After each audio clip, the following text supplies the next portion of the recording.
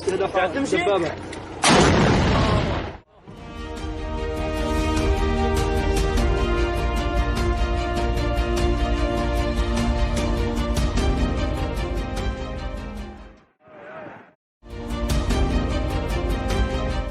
is the story of two of the biggest stars in the world. The father is Woody Allen, writer, director, actor. The mother is Mia Farrow, his co-star and mother of his 3 children.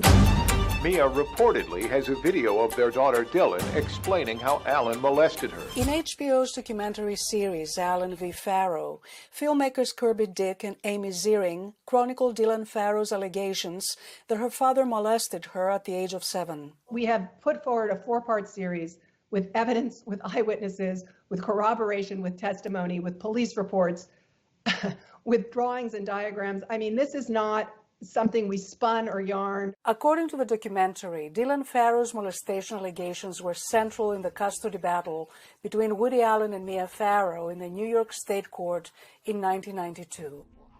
Though the court ruled in favor of Mia Farrow, Allen was never prosecuted for sexual abuse. Speaking to the filmmakers, Dylan Farrow says throughout her life, her personal accounts have been eclipsed by the star power of her very famous father. Dylan says she still lives with the trauma of abuse. I mean, I worshipped him.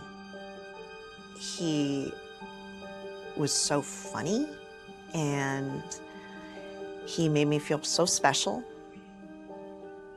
That's where things get really, really complicated, because threaded throughout all of those good times, there was a lot more going on. According to The Hollywood Reporter, Allen has fired back at the filmmakers, calling Allen v. Farrow a hatchet job for omitting his perspective.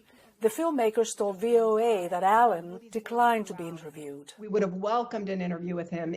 If I were him and I really had wanted, I would absolutely talk to everybody if I felt that there was a grave injustice being done. Cynthia Fuchs, who heads the film department at George Mason University, says in recent years there has been a number of investigative documentaries that revisit decades-long public allegations of sexual abuse by powerful people. I do think that that's part of what the documentaries are doing now. They are picking up cases that have been repressed or have been suppressed, I should say.